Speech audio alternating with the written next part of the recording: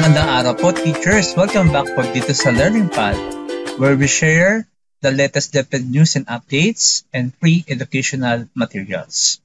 So ngayon po, teachers, maganda po itong topic na pag-uusapan natin. Ito po yung final ni Congressman Jaime R. Pesnedi ng Muntinlupa City. Itong Health Maintenance Organization Bill for teachers. So according po to him, at para po ma-recognize yung importance po ng teacher sa public school, ay mas maganda po na meron po silang Health Maintenance Organization or HMO that they can utilize for their health needs. So aside from meron po tayong Universal Healthcare Law, kung saan po meron po tayong PhilHealth, magkakaroon po tayo dapat ng HMO according po dito sa bill. So ano po tong Health Maintenance Organization Bill na final po ni Congressman Pesnedi?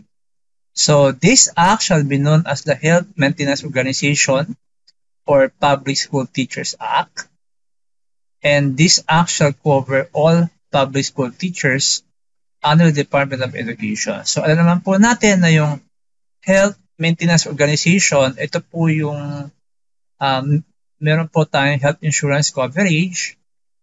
Katulad po ng mga employees na merong ganito like MaxiCare or IntelliCare, na once po na magkasakit yung mga employees na meron pong ganitong health insurance coverage, na pupunta lang po sila sa hospital at yung mga services po ay free na po as long as kasama po dun sa package.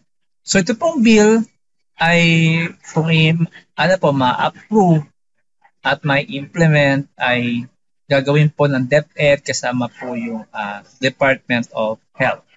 So hopefully po ito pong bill ay umusad sa Congress dahil isa po to sa mga bill na maganda po yung hangarin sa mga teachers at talaga po mapapakinabangan po ng mga teachers dahil alam naman po natin na marami pong teachers na nagkakasakit dahil sa work when yung sahod po natin ay not enough.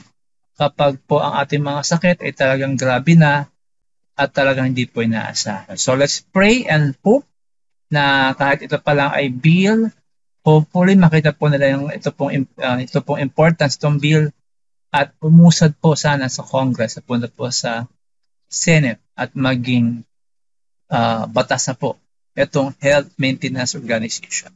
Yun lang po at maraming salamat.